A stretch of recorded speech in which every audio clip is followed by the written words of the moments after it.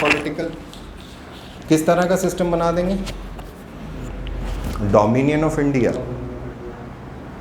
क्या कल हिंदी में भारत उपनिवेश, पाकिस्तान उपनिवेश, डोमिनियन ऑफ पाकिस्तान, और ढेर सारी रियासतें, वो स्टेट्स थे, क्योंकि अंग्रेज़ों की जो टेरिटरीज हुआ करती थी उन्हें तो प्रोविंस कहा गया, दे वर टर्म्ड एज प्रोविंसेस। स्टेट्स किसे कहा यहाँ पर? प्रिंसली स्टेट्स, जहाँ राजा थे। ठीक है साहब, अब सवाल ये उठता है कि जब आप 395 आर्टिकल से रिपील मार रहे हो तो रिपील क्या कर रहे हो? पहला तो रिपील आप कर रहे हो कि we are under dominion status. 1947 से पहली चीज़ क्या निकल के आ रही थी? We are dominion of India. हमने जब तक वो डोमिनियन नहीं हटाना है हम सॉवरेन नहीं बन सकते। जो सॉवरेन प्रीएम्बल का पहला शब्द था, we the people of India having solemnly resolved to constitute India into sovereign democratic republic 1950 में। सो जब तक तुम 1947 का इंडियन इंडिपेंडेंस एक्ट रिपील नहीं करोगे कि अब ये हमारे यहाँ लागू नहीं होगा, हम सॉवरेन नहीं बन सकते। क्योंकि हमारा स्टेटस क्या है? हमारा स्टेटस है हमने प्री पास कर ली। जब तक तुम मेंस पास नहीं करोगे, जब तक तुम कह नहीं सकते कि हम अगली स्टेज में बढ़े या नहीं बढ़े। तो जब तक हम नया सर्टिफिकेट नहीं ले आए कि हाँ भैया हमने मेंस निकाल ली, तब तक आप वो प्री वाले हो। समझ गए बात को? अब वहीं पर हमने एक और चीज़ को रिपील किया, 1935 का गवर्नमेंट ऑफ इंडिया एक्ट। अब गवर्नमेंट ऑफ इंडिया, गवर्नमेंट के 3 ऑर्गन्स हैं। कौन कौन से 3 ऑर्गन्स होते हैं गवर्नमेंट? शाबाश शाबाश। कौन कौन से? हिंदी में कार्यपालिका, कार्यपालिका यानी एग्जीक्यूटिव, विधायिका यानी लेजिस्लेचर, और न्यायपालिका यानी जुडिशियरी। ये किस तरह की होगी? सेंटर में किस तरह की होगी? प्रोविंसेस में किस तरह की होगी? नाउ प्रोविंसेस जब मैंने शब्द का इस्तेमाल किया है तो ब्रिटिश पीरियड में जितने छोटे छोटे पार्ट्स ब्रिटिश गवर्नमेंट के अंडर में होते थे उन्हें प्रोविंस कहा जाता था, प्रांत। प्रांत हम आज हमारे स्टेट को भी बोल सकते हैं। ये कंसेप्ट हो गया क्लियर आपका? तो 1935 का government of India act repeal करा तो मेरा नया सिस्टम चालू होगा ना। उस टाइम पे तो वाइसराय गवर्नर हेड है, उसको तो अपॉइंट कहाँ से करा? वहाँ जहाँ कोई ब्रिटिश पार्लियामेंट। अगर मैंने उसको नहीं हटाया तो मेरे पास आज भी वाइसराय होता। पर मैं तो रिपब्लिक बन रहा हूँ, मैंने तो घोषणा कर दी कि यार मैं तो संप्रभुत्व, संपूर्ण प्रभुत्व संपन्न, थोड़े दिन में याद हो जाएगा, ऐसी कोई बड़ी बात नहीं। हिंदी तो है, हिंदी में तो बोलती हैं। संपूर्ण प्रभुत्व संपन्न अर्थात सॉवरेन। सॉवरेन का अर्थ क्या हो गया? Complete independent from any outside pressure, from any internal pressure, according to the law. संप्रभुत्वशाली क्या है? भारत है, पार्लियामेंट नहीं है। Parliament is a part of that thing. तो संप्रभु बनना है हमको, सॉवरेन हमें बनना है, और हमें बनना है डेमोक्रेटिक रिपब्लिक। इंग्लैंड भी डेमोक्रेटिक है लेकिन वो रिपब्लिक नहीं है। तुम क्वेश्चन मार्क बता रहे हो मुझे अपने चेहरे पे। प्राइम मिनिस्टर इलेक्ट होके पहुंचा है ना भैया, वो मेंबर ऑफ पार्लियामेंट है। सुनक साहब, तो डेमोक्रेसी है ना। रानी का होना ज़रूरी नहीं है, रानी होना मोनार्की है, तो मोनार्की में डेमोक्रेसी हो सकती है, रिपब्लिक में 100% डेमोक्रेसी होगी। वहाँ पे रिपब्लिक नहीं है ना, रानी है ना, राजा है। अब तो कल ही हमने बात करी, चार्ल्स थर्ड अभी कोरोनेट हुए थे एग्ज़ाम के जस्ट पहले। तुम लोगों के 6 मई को आए ही नहीं, बताओ। इतनी तैयारी करते हैं हम, इसीलिए तो सुबह वाली घोषणा करी थी हमने कि सोई तो क्वेश्चन है यार गुरु, दे दो, एक दिन में कर लेंगे। पता थोड़ी है कौन से 100 क्वेश्चन है, इसलिए हमारी हालत ख़राब होती है, इसलिए रिवाइज करो। सो 1935 के अंदर हमारे पास प्रॉब्लम एरिया ये था कि गवर्नर जनरल जो था हमारा, वाइसराय गवर्नर जनरल, ही वो सारे ही रहे हैं। He was appointed by the crown in the other sense parliament of England से वो। अब उसको हटा के मुझे रिपब्लिक बनाना है, और रिपब्लिक बनता है जब इलेक्टेड या डायरेक्टली या इनडायरेक्टली हो, चुना गया प्रत्यक्ष या अप्रत्यक्ष हेड ऑफ द स्टेट, राज प्रमुख, राष्ट्र प्रमुख, कंसेप्ट आ गया। तो जब तक मैं 1935 को रिपील नहीं करूंगा मैं रिपब्लिक नहीं बना सकता। जब तक मैं 1947 को रिपील नहीं करूंगा तब तक मैं सॉवरन नहीं हो सकता, क्योंकि मैं डोमिनियन हूं। तो इसलिए हमने उन दोनों को हटा दिया। लेकिन वहीं एक लफड़ा और था, दूसरा लफड़ा था प्रीवी का। अब आप ज़रा सर्च करके देखिए व्हाट वाज प्रीवी काउंसिल। आपके पास वर्तमान मुग़ल लोग हैं जिन्हें गूगल के नाम से जानते हैं, उसमें आप सर्च करें कि प्रीवी काउंसिल क्या थी। ऐसे ही बोल दो, ए गूगल ज़रा बताओ प्रीवी काउंसिल क्या थी।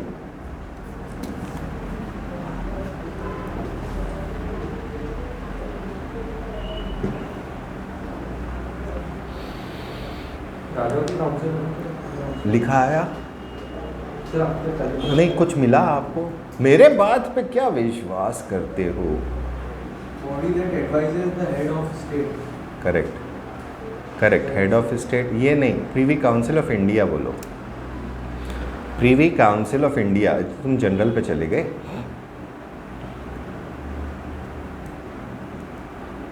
It is a body that advises the head of state of a nation.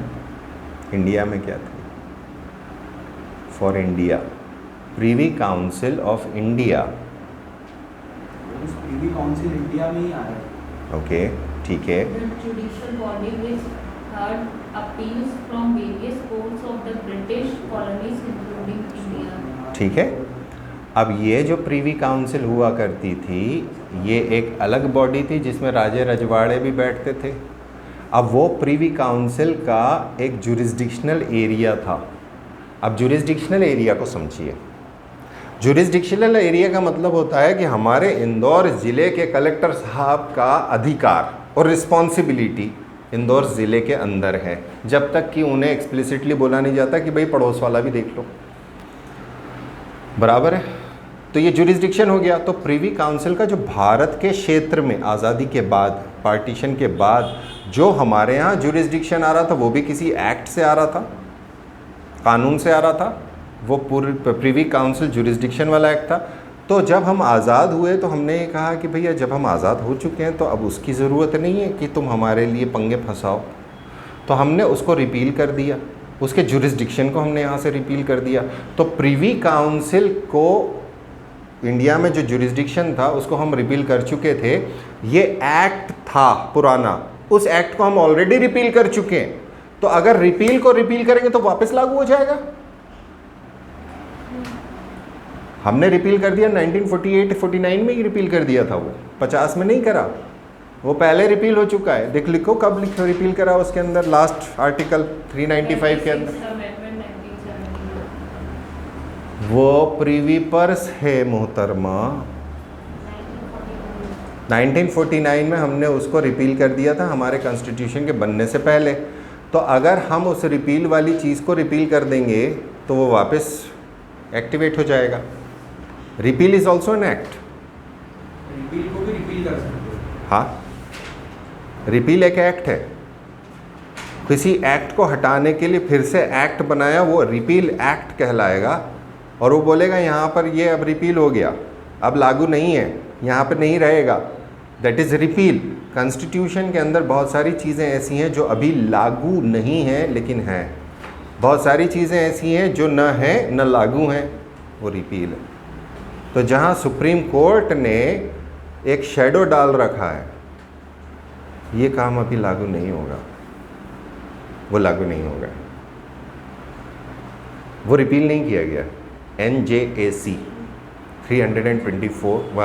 124A-B-C, ये NJC national judicial appointment, supreme court ने कहा भैया नल एंड वॉइड, भले ही यहाँ लागू नहीं होगा, ये अलग चीज़ है। तो इस संविधान के अंदर जो ओरिजिनलिटी है उसको पहले पकड़ना है और ओरिजिनलिटी पकड़ने के बाद आगे बढ़ना है। तो अभी जो मैं आपको एक कंसेप्ट क्लियर करने की कोशिश कर रहा हूँ कि क्यों, क्या और कैसे।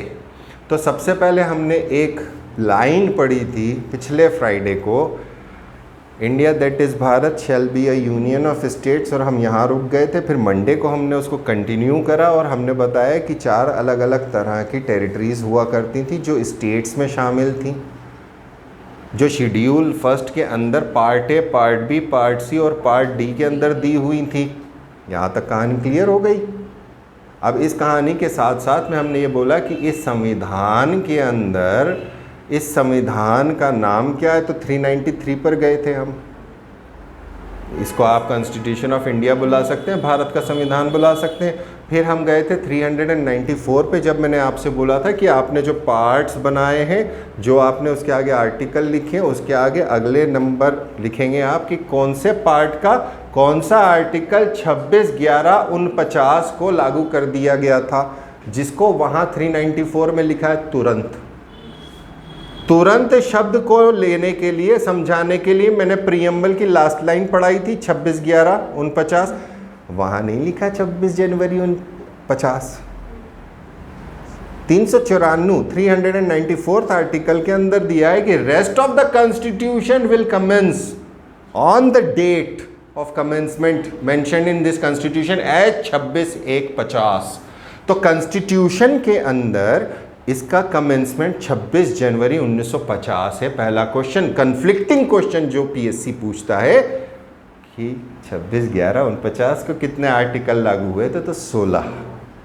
कहाँ दिए हैं ये भी पूछ सकता है, आर्टिकल 394। ये भी पूछ सकता है कि आर्टिकल 394 में कितने आर्टिकल मेंशन किए गए, तो 15, क्योंकि 394 के अंदर है, उसमें लिखा है दिस आर्टिकल।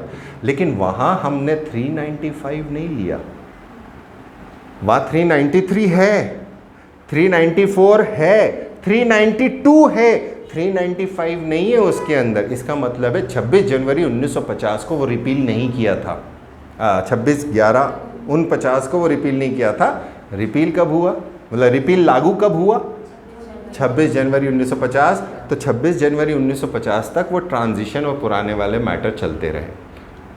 क्लियर हो गया ये कंसेप्ट। लेकिन कुछ आर्टिकल्स हमने लागू कर दी, सिटीजनशिप हो गया, राष्ट्रपति की ओथ हो गई, इलेक्शन कमीशन हो गया, और टेम्परेरी ट्रांजिशन प्रोविजंस थे वो हो गए। ये कंसेप्ट क्लियर हो गया। अब हमने क्या करा, 26 जनवरी हो गई, हमने इस पर भी बात करी थी कि राष्ट्रपति जी को शपथ दिलाते हैं सीजेआई साहब, सीजेआई साहब को शपथ दिलाते हैं राष्ट्रपति महोदय। तो यहाँ वो बात है नहीं, लेकिन हमने इसको डिस्कस किया था कि किस तरह से ट्रांजिशन के तौर के ऊपर फेडरल कोर्ट को आगे बढ़ा दिया गया था। तो पावर तो था फेडरल कोर्ट का। अब खेल समझिए, अब आपके पास आर्टिकल 1 लागू हुआ है 26 जनवरी 1950 को, करेक्ट। 26 जनवरी 1950 को फर्स्ट आर्टिकल जिसके ऊपर चर्चा चल रही है वो लागू किया गया, और वो लागू करते से ही आप बन गए India, that is Bharat. India is 5th century BC का वर्ड। आपको इसकी हिस्ट्री आज लिख लेनी है, इंडिया की हिस्ट्री की ये शब्द निकला कहाँ से है, सर्वप्रथम इसे कहाँ हिस्टोरिकल एविडेंसेस में लिया गया। भरत से भारत बना है, भारत एक ट्राइब थी, तो भरत जी कौन थे वो आप निकालेंगे, और हिस्टोरिकल एविडेंस में वो कितने पुराने हैं, कौन सी डायनास्टी को बिलोंग करते थे, कब के हैं। तो ये 2 नाम थे। कॉन्स्टिट्यूएंट असेंबली के अंदर इस पर विचार विमर्श हुआ, अल्टीमेटली एक मॉडरेशन के तौर पे दोनों नामों को ले लिया गया। इंडिया एक कॉम्प्रिहेंसिव वर्ड है, इंडिया एक ज्योग्राफिकल लोकेशन को डिनोट करने वाला वर्ड है, near and east to the Indus, that is India. Bharat एक ट्राइबल डिनोशन है। सो दोनों तरह के, यानी हमारा सांस्कृतिक cultural heritage as well as geographical landmark या ज्योग्राफिकल आइडेंटिफिकेशन, दोनों को हमने मेंशन किया। यहाँ ये मत समझना कि जिस वर्तमान इंडिया को आप इंडिया बोलते हो वैसी इंडिया जो है अशोक के टाइम पे थी। चंद्रगुप्त मौर्य का जो साम्राज्य था वो अफ़गानिस्तान पाकिस्तान के हिस्से से लेकर साउथ तक था, पूरा साउथ नहीं था। तो it was a massive area. Chandragupta Maurya ने जो एम्पायर खड़ा किया था with the help of Chanakya. ऐसे बोले जैसे यही रहता पड़ोस में। शाबाश, वेरी गुड। सो ये कंसेप्ट है। तो पहला आर्टिकल मेरा अब लागू कर दिया, इंडिया दैट इज भारत, हमने नाम धर दिया हमारा। अब हमारा डोमिनियन आया यहाँ। यहाँ हमने ये भी नहीं लिखा कि ये सॉवरेन है, डेमोक्रेटिक है, रिपब्लिक है, क्योंकि ये तीन शब्द एक पॉलिटिकल आइडेंटिटी देते हैं स्टेट की। इंडिया दैट इज भारत ये टेरिटोरियल आइडेंटिटी देता है। सो प्रियम्बल के अंदर जब मैं बात करूंगा, we the people of India having solemnly resolve to constitute India into, constitute what India, article 1 में, India that is Bharat shall be a union of states. कैसा होगा? Sovereign democratic republic. ज़रा से शब्द हैं, उन शब्द को इधर से उधर रख के देखोगे मज़ा आ जाएगा और ऐसी कॉन्स्टिट्यूशन हो जाएगी तुम्हारी, हिवारे नहीं आ रहा। इसमें फैक्ट्स नहीं होते हैं, ये याद रखिएगा। फैक्चुअल जो क्वेश्चंस आते हैं वो आपको MCQ से उठा के पढ़ने पड़ेंगे। तुम लोग 6:30 बजे निकल जाओगे, है ना? बर्थडे मनाना है यार, दोनों को जाने दो यार। अब क्या होता है कि ये आर्टिकल हमने देखा तो हमने स्टेट्स की बात करी। अब यहाँ पर देखिए पहला शब्द दिया यूनियन ऑफ स्टेट्स। 1950 में ये बना है, 1947 से इसके ऊपर चर्चा तो चल रही होगी ना। हम तो आज़ाद तो 47 में हो गए, रिपब्लिक कॉन्स्टिट्यूशन ये आर्टिकल लागू तो 1950 जनवरी में करा ना। तो छोटे छोटे स्टेट्स को इंटीग्रेट करना चालू कर दिया था। और वो इंटीग्रेशन जो चालू हुआ था 1935 के अंदर, याद करो कि फेडरेशन बनाएंगे। अभी आपको नहीं पता चलेगा, ये लोग समझ जाएंगे। 1935 का एक्ट बोलता था कि भारत का एक फेडरेशन होगा जिसमें सारी प्रोविंसेस होंगी जो ब्रिटिश प्रोविंसेस हैं और सारे ब्रिटिश होंगे। तो उसके ऊपर वो उस समय तो काम नहीं हुआ, राजा लोग नहीं जुड़े। अब जोड़ना चालू कर दिया, अब जुड़ने लग गए। तो राजाओं ने मिलकर अपनी अपनी यूनियंस बना ली थी। अब वो जो यूनियन बन गई उनको कैसे कहेंगे? तो नाम था United states of Indore and Gwalior, Gwalior and Indore, वो नाम था भैया। यूनाइटेड स्टेट्स ऑफ, मैंने कहा ये नाम रखना था ना, कितना अच्छा लगता। हम भी कहते कि यूएसए जैसा है। यूनाइटेड स्टेट्स ऑफ, उधर विंध्या का भी ऐसी था, ऐसी राजपूताना का था यूनाइटेड स्टेट्स ऑफ। फिर बाद में इनको यूनियन नाम दे दिया गया, यूनियन, क्योंकि स्टेट्स वहाँ कन्फ्लिक्टिंग होता है ना। तो फिर उसका फिर से नाम बदला और कर दिया गया कि मालवा यूनियन, ऐसे नाम बदले। फिर उसको रिकॉग्नाइज़ किया, ये सारे राजाओं ने मिलकर असेंशन दिया, इंडिविजुअल दिया, कोलैबोरेट करके। फिर उन्होंने बोला कि ये हमारे लीडर होंगे, ये राजा जो हैं इस क्षेत्र के सबसे बड़े राजा हैं, इनको आप हमारा लीडर बना दो।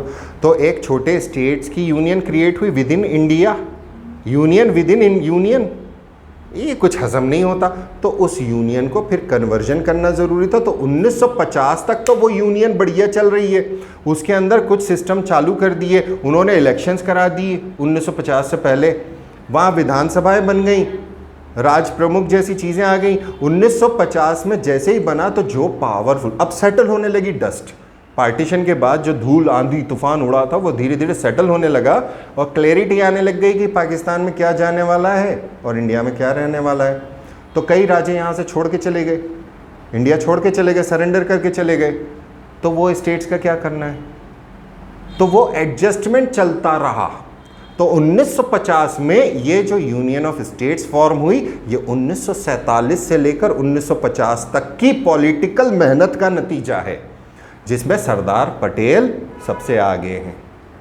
इसलिए हम उनको लौह पुरुष बुलाते हैं, इसलिए हम उन्हें बिस्मार्क ऑफ इंडिया बोलते हैं। यूनिफिकेशन करने का काम किया उन्होंने। So he is among the leader, he is not only one. इस मुगालते में मत रहना कि सिर्फ सरदार पटेल मेन थे।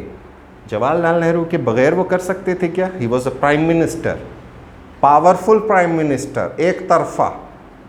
माउंट बेटन के बगैर कर सकते थे क्या? अब आप बोलोगे 1947 में तो हिंदुस्तान आज़ाद हो गया, माउंटबेटन 48 में गया है। माउंटबेटन 15 अगस्त को नहीं छोड़ के गया, माउंटबेटन 48 में गया और उसके बाद हमारे पहले हिंदुस्तानी वाइस रॉय का अपॉइंटमेंट हुआ है, first and only Indian CR। जी राजगोपालाचारी जी, ठीक है साहब, ये कहानी आ गई। अब ये जो स्टेट्स आए, अब हमारे पास क्या है, अब हमने क्या घोषणा कर दी, ये यूनियन बना दी हमने। अब हम घोषणा कर रहे हैं जो 47 से 50 तक डोमिनियन में हमने मेहनत करी, नया पॉलिटिकल सिस्टम बनाया, वो 1950 में दे रहे हैं। तो 1947 वाले को ख़त्म करना ज़रूरी है, 1935 वाले के फेडरेशन वाले लॉ को ख़त्म करना ज़रूरी है, तब जाके आर्टिकल 1 लागू होगा। अनुच्छेद 1 लागू कब होगा, तब होगा। तो अनुच्छेद 1 जब लागू करने जा रहे हो तो उसकी सारी टेरिटरीज की लिस्टिंग होनी ना। हाँ भाई तुम रानी हो, जरा बताओ तुम्हारे कितने गांव, कितने शहर, कितने शेर, कितने चीते, कितने भालू, लिख के दो। तो उनकी ट्रीटीज हुआ करती थी अंग्रेज़ों के साथ, पुराने राजाओं की, कि ये बाउंड्री हमारी बनाती है। हमारी आज कितने सारे स्टेट्स हैं जिनकी बाउंड्रीज नदियाँ बनाती हैं, पहाड़ बनाते हैं, ये पुराने समय से चला आ रहा है। क्यों अमेरिका जैसे ऐसे है सीधी सीधी लाइन, अफ्रीका में देखो सीधी सीधी लाइनें काट पीट दी। वो ज्योग्राफिकल अंग्रेजों ने कहा कौन हेडेक करे कि किसकी क्या बाउंड्री है, अबे यार लैटिट्यूड लॉन्गिट्यूड में खींचो, खत्म करो। इंडिया में भी हुआ गुजरात की कच्छ की लाइन, जिसे हम सर क्रीक बोलते हैं, वो 24th पैरेलल है, 24th ही पैरेलल है ना, हाँ शायद 24th पैरेलल ही है वो, भूल जाता हूँ। तुम लोग बताओ, तुम लोगों को बोला याद करने को, सारी बाउंड्रीज कहाँ गई बाउंड्रीज? सर क्रीक लिखाया था, बनानी है इंडिया के मैप पे, मांडनी है, नहीं मांडोगे परीक्षा फल में आए, मतलब परीक्षा में आएगा, अरे यार ये तो माट साहब ने बोला था, और हम बड़े गर्व से बोलेंगे हमने तो बोला था, उछल उछल के। और फिर वही वाली बात हो जाए, क्या यार तुमसे 100 क्वेश्चन नहीं बन रहे, बता दो ना कौन से 100 क्वेश्चन आ रहे गुरु। इसलिए प्रयास करना है, तो जो बोला जाता है ना उसको बनाओ और उसको रिपीटेड रिवीजन में रखो, रिपीटेड रिवीजन निकालेगा सही गाइडेंस के साथ। अब फिर क्या हुआ भैया, 1950 के अंदर अब मेरे पास जो यूनियन बनना चालू हुआ, अब जो मेरी यूनियन बन रही है उसमें कौन है, हैदराबाद स्टेट शामिल हो गया कि नहीं हुआ? 1950 हो गया, कश्मीर आ गया, मिला लिया, मालवा मर्ज हो गया इंडियन यूनियन के अंदर, राज प्रमुख है वो बात अलग है, विंध्य शामिल हो गया, भोपाल स्टेट मर्ज हो गया, मर्जर कर दिया हमने, तो हमने बोला यूनियन ऑफ स्टेट्स। कौन से स्टेट्स, अब समझो क्यों नहीं मिटाया अभी तक ये मैंने, part A, part B, part C, part D of schedule 1। Part A British अंग्रेज़ों का, यूनाइटेड प्रोविंस जिसे हमने उत्तर प्रदेश नाम बोल दिया, बिहार अलग सेपरेट हो गया, बंगाल सेपरेट हो गया, उड़ीसा सेपरेट हो गया, CPNB central provinces and Berar वाला हिस्सा जो नागपुर कैपिटल था, जो MP के अंदर आएगा अब, ये पार्ट ए में था, अंग्रेज़ों की टेरिटरी था। फिर पार्ट बी के अंदर राजा और राज प्रमुख जो थे, पुराने राजा थे, एकदम से तो ख़त्म नहीं कर देंगे, उनकी तो आर्मीज़ थी और उस टाइम उनका पावर था, क्योंकि इंडिया वीक था उस टाइम। उस टाइम अंग्रेज़ चाहते थे कि इंडिया सर्वाइव नहीं कर पाए, क्योंकि वो बड़ी कॉलोनी था, उनको बहुत बड़ा रेवेन्यू आता था, वो चाहते थे कि इंडिया छिन्न भिन्न हो जाए, टूट जाए और हम वापस से आएँ। त्रावणकोर, मणिपुर, इन स्टेट्स ने पंगे फंसाने चालू कर दिए। भोपाल स्टेट ने पंगा फंसाया, हैदराबाद स्टेट ने फंसाया, जूनागढ़ ने फंसाया। कश्मीर की प्रॉब्लम अलग थी, कश्मीर आज़ाद हो गया था, कश्मीर वॉज आज़ाद, सिंध वॉज आज़ाद। जब पार्टीशन हुआ उसके बाद मोहम्मद अली जिन्ना ने फोर्स भेज के सिंध को कब्जे में लिया, सिंध बोल रहा हूँ, Balochistan, sorry my mistake, Balochistan. तो बलूचिस्तानियों की प्रॉब्लम आज भी चल रही, क्वेटा बलूचिस्तान, वहाँ बम मारे जाते हैं, वहाँ पे फ्रीडम मूवमेंट चल रहा है, freedom separatist movement from Pakistan चल रहा है। तो खेल कितने सारे समझे। अब समझ में आया यूनियन ऑफ स्टेट्स क्या है, कहानी समझ में आई। It is not simple document जिसको हमने बना दिया, इसके पीछे एक पॉलिटिकल आइडेंटिटी, एक ideology, unification, it goes back to 1929, 1929 के लाहौर सेशन जो मैंने कल भी बात करी थी, वहाँ जाता है, वहाँ से निकलता है पूर्ण स्वराज, और पूर्ण स्वराज के अंदर प्रिंसली स्टेट्स भी शामिल थे, प्रिंसली स्टेट्स को मर्ज करा दिया और सबऑर्डिनेट बना दिया राष्ट्रपति के। पहले भी वो सबऑर्डिनेट थे, लेकिन उनको कुछ पावर्स दिए गए थे, दे हैव सर्टन पावर्स, राज प्रमुखों के पास पावर्स थे। अब क्या हुआ, अब मुद्दा ये उठा कि एक बवाल होना चालू हुआ।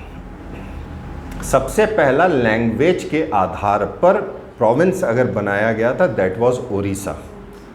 1935 गवर्नमेंट ऑफ इंडिया एक्ट ने उसे बनाया था on the basis of language Odisha. 1935 में प्रोविज़न था, 1937 में उसको अप्लाई कर दिया था। 1935 के अंदर इंडिया का पहला पार्टीशन उसी एक्ट से किया गया। 1935 से पहले Myanmar Burma Indian governor general के अंडर में हुआ करता था, उसका एडमिनिस्ट्रेशन हटा दिया गया, श्रिंक कर दिया था पावर्स उसके। अब जो काम हुआ वो ओडिशा बन गया है। अब ओडिशा बना है तो इसी तरह का एक मूवमेंट हैदराबाद स्टेट में बनना चालू हुआ।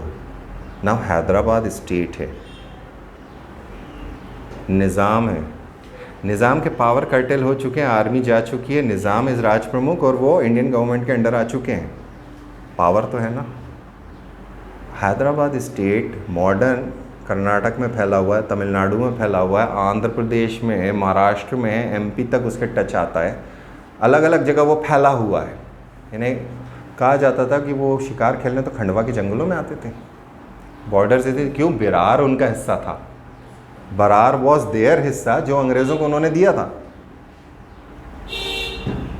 अब क्या खेल बना? अब वहाँ पे एक मूवमेंट चालू हुआ, भाषाई आधार के ऊपर हमें आंध्र प्रदेश बना के दीजिए, तेलुगु स्पीकिंग। क्या पंगा फंसा? डिमांड उठी कि भाषा लैंग्वेज के बेसिस पर हमारा रीजन अलग कर दो। इसके पहले जो है वो मूवमेंट्स को समझने के लिए कि कैसे प्रोविंसेस बनाई जाएंगी, कमिटीज़ बन चुकी थी और उन्होंने ये कहा था जो एडमिनिस्ट्रेशन के लिए अच्छा रहेगा हम उसके ऊपर काम करेंगे। तो दो कमिटीज़ के नाम आप आज पढ़ेंगे चाकर और दूसरी धर, एसके धर और शाबाश, इनको आज आप पढ़ेंगे लक्ष्मीकांत जी से। लक्ष्मीकांत जी यहाँ काम करेगी आपके लिए। हम जिस चीज़ के ऊपर बात कर रहे हैं वो लक्ष्मीकांत जी में नहीं है और एमपीपीएससी के अंदर हम उस लेवल पे जाना चाहते हैं। लक्ष्मीकांत जी अगर आपको सिर्फ कोई बोल रहा है तो वो आपका दुश्मन है, क्योंकि हमारे जो सवाल आ रहे हैं वो बेयर एक्ट से उठ कर आते हैं। लक्ष्मीकांत उसे सप्लीमेंट करने का काम करती है। मैं ये नहीं कह रहा हूँ सप्लीमेंट हटा दो, ये नहीं कह रहा हूँ कि लक्ष्मीकांत जी की किताब को हटा दो, उसे रखो क्योंकि बहुत आसान भाषा में समझाती है, लेकिन सिर्फ उससे पढ़कर तुम जाओगे तो तुम्हारे कई कंसेप्ट क्लियर नहीं होंगे। अब यहाँ खेल हुआ कि तुम्हारी डिमांड काहे की उठाई। अब ये डिमांड उठी और इसके अंदर एक सज्जन थे जो गांधीवादी बहुत बड़े नेता हुआ करते थे, पोट्टी श्री रामुलू। ये आमरण अनशन करने बैठ गए और उनकी डेथ हो गई। अब गांधीवादी तो मूवमेंट चल रहा है, गांधी जी की डेथ हुई है 48 में, गांधी तो चरम पे, गांधी जी के ऊपर तो किताबें लिखी जा रही, गांधी जी का महिमा वर्णन किया जा रहा है उस टाइम पर, और वो एक गांधीवादी नेता आज़ाद हिंदुस्तान के अंदर सॉवरेन डेमोक्रेटिक रिपब्लिक के अंदर एक डिमांड करते हुए मारा गया। तो सरकार की तो थू थू हो गई। सरकार ने सडनली डिसीजन लिया और आंध्र प्रदेश बना दिया। अब आंध्र प्रदेश बनाओगे कहाँ से? हैदराबाद स्टेट को तोड़ दिया गया। हैदराबाद स्टेट है, तोड़ के आंध्र प्रदेश बना दिया गया। हैदराबाद स्टेट अभी भी है। अब बत्ती चमकनी चालू हुई कि language has to be recognised.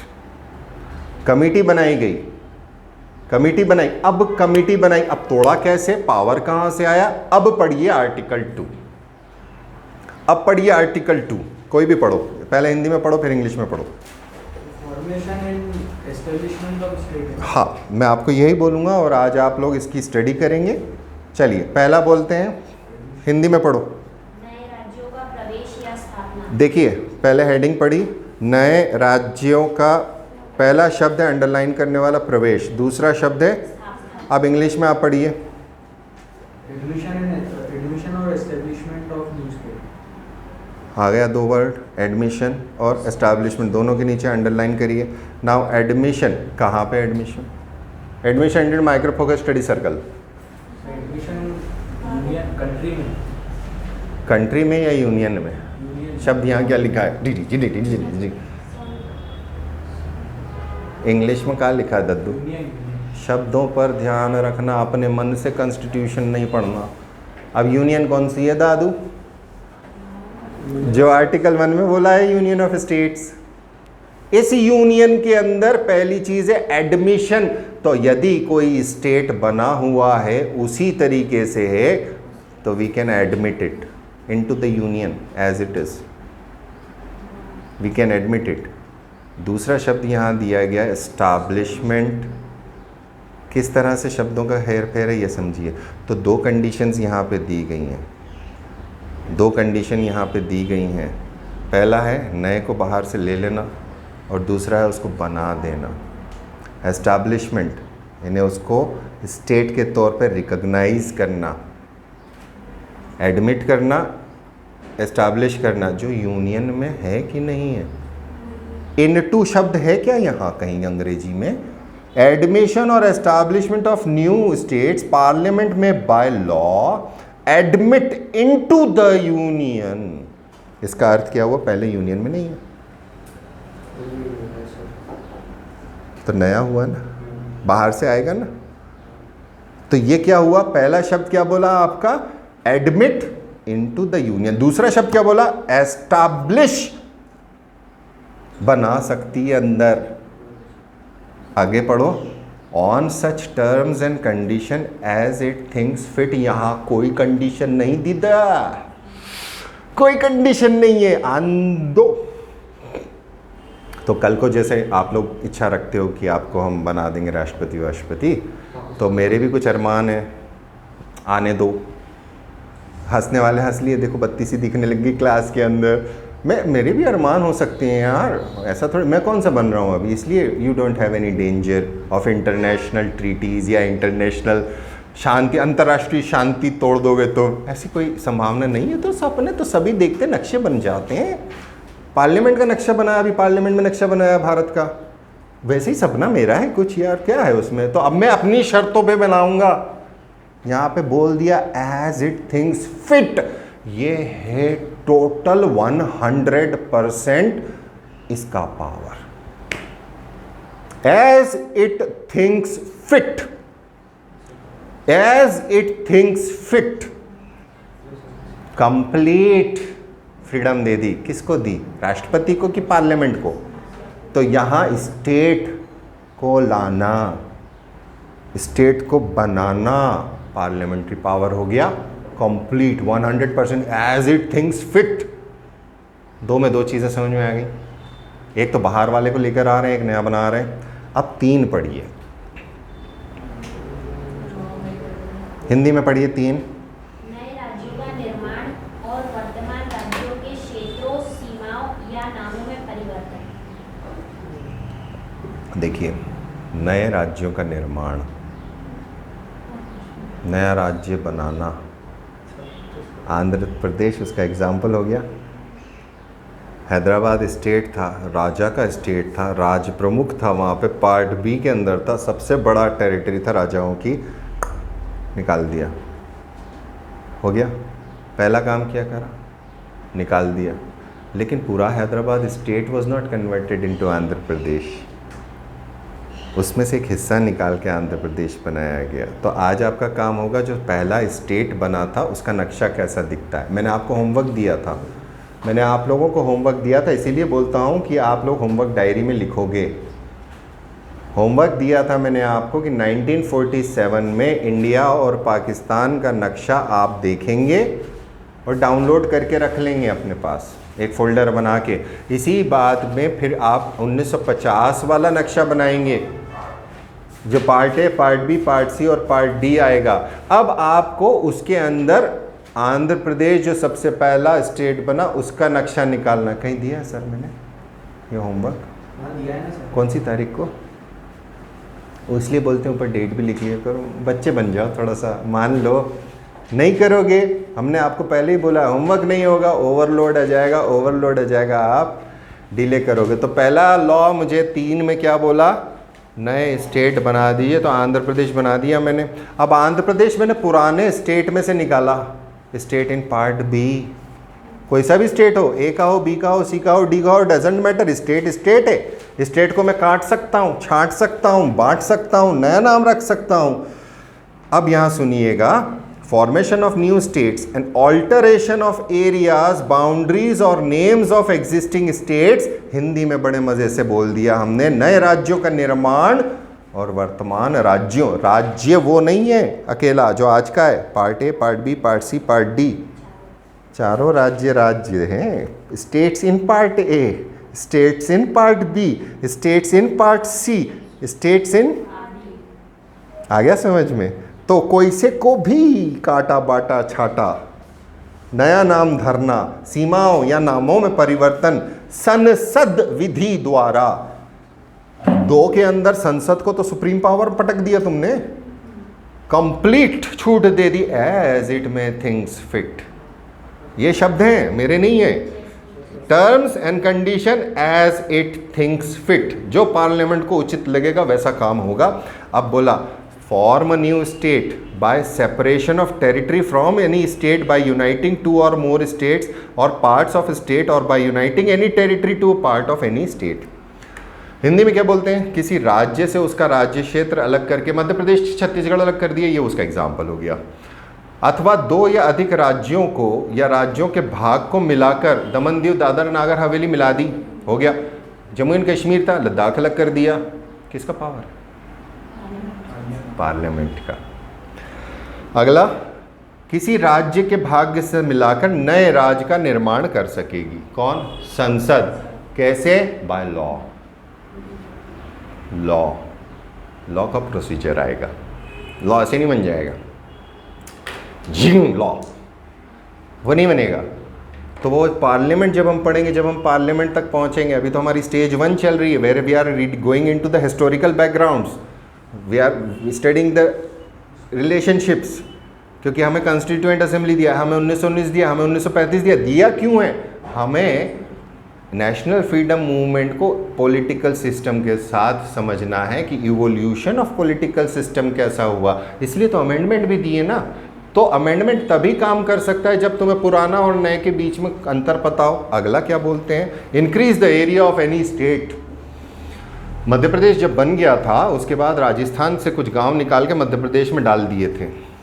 Increase the area, छोटा सा एरिया बढ़ा दिया था। Decrease the area, diminish the area of state. तो जब मेरे को निकाल दिए, मतलब मुझे दे दिए, मैं मध्य प्रदेश वाला, मुझे दे दिए, राजस्थान का छोटा हो गया ना, हो गया लागू।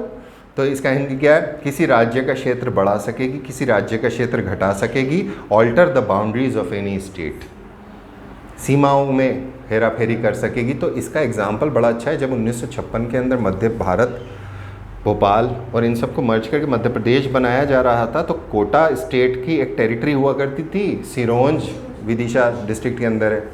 ये कोटा स्टेट का हिस्सा हुआ करता था, यानी राजपूताना का हिस्सा था, दूसरी यूनियन का हिस्सा था। उन्होंने बोले यार ये कहाँ बीच में अटका पटका पड़ा हुआ है, एनक्लेव बन गया ना, दूसरी टेरिटरी किसी दूसरी की। इसका एक एग्जाम्पल और दे देता हूँ मैं आपको। आज आप जाएंगे, मध्य प्रदेश का नक्शा उठाएंगे और दतिया डिस्ट्रिक्ट को प्लॉट करेंगे, मार्क करेंगे दतिया कहाँ है देखकर, तो आपको पता चलेगा कि वो 2 हिस्सों में बटी हुई है दतिया। ये एग्जाम्पल है। ये वाली प्रॉब्लम हमारी बांग्लादेश वाली थी, सीमा के साथ पाकिस्तान जो पुराना था, ईस्ट पाकिस्तान, उसके साथ विवाद था हमारा। तो हमारे पास एनक्लेव्स हुआ करते थे, पाकिस्तान की टेरिटरी में भारत की टेरिटरी, फिर उसके अंदर फिर पाकिस्तान की टेरिटरी, उसके अंदर फिर इंडिया की टेरिटरी। तो ऑर्डर्स में एनक्लेव्स थे, जिसको हमने 100th अमेंडमेंट, 100वें अमेंडमेंट से ख़त्म कर दिया। अब हमारा वो क्लियर हो गया। और लास्ट है alter the name of any state. तो पुराना नाम और नया नाम, एग्जाम्पल है उड़ीसा और ओडिशा। पुराना नाम उत्तरांचल, उत्तराखंड, आज क्या है? उत्तराखंड। पुराना नाम था उत्तरांचल, जब बना था तो उत्तरांचल। नाम बदले जा सकते हैं, ये काम किसका है? पार्लियामेंट। तो आर्टिकल 2 और आर्टिकल 3 दोनों पावर्स के बारे में बात करते हैं when it comes to the destruction और creation of states after that territory has been established. अब तुम्हारे वो वाला कहानी, वो जो तुमने कथन कहा था, अब वो कंप्लीशन पे आता है। जो 2 दिन पहले तुमने कहा था कि union is indestructible union of destructible states, state तोड़ा जा सकता है, यूनियन नहीं टूटेगी। तो यूनियन आई कहाँ से? ये कहानी इसकी थी। और वहाँ एक लाइन लिख दी, वो लाइन समझ पाना कई बार भारी पड़ जाता है, लेकिन अनफॉर्चुनेटली इस डेप्थ पे समझाने वाले लोगों की कमी है। इसलिए मैं भी, अगर आप अनजान बैठे हो, अगर कहीं बाहर बैठ के पढ़ रहे हो, तो मैं यही कहूँगा कि आप लक्ष्मीकांत से पढ़ लो और इसको साथ में रख के याद कर लेना, क्योंकि इसको इस लेवल पे ले जाके पढ़ना, इधर से उधर जंप करते हुए, हर एक इंसान के लिए नहीं है। और मैं भी इसको सीख रहा हूँ, मुझे ये नहीं आता, मैं सीख रहा हूँ, हर बार कुछ नया सीखता हूँ। मुस्कुरा काहे रहे हो वहाँ बैठ के पीछे? इसमें एक आर्टिकल है, आर्टिकल 2A, सिक्किम है, Sikkim to be associated with the union. हमने ऊपर बोला था India that is Bharat shall be a union of state, वहाँ ऐसा कुछ नहीं लिखा था कि एक तो स्टेट जो है वो एसोसिएटेड होगा। जो मैं आप सब लोगों को बोलता हूँ, आप मेरे एसोसिएट्स हो। मैं स्टूडेंट्स रेयरेस्ट ऑफ रेयर में बोलता हूँ, एसोसिएट्स बोलना अच्छा लगता है कि we have been associated for a time period for one goal of sleeping in the class. तो ये कहानी हम आज यहाँ ख़त्म करते हैं और हम इसको कल कंटिन्यू करेंगे। आज आपकी जल्दी छुट्टी दे रहे हैं हम। तो आर्टिकल 2(3)(1) इसको आज आप पढ़िए। कारण है admission is something different, establishment is something different, they are not together.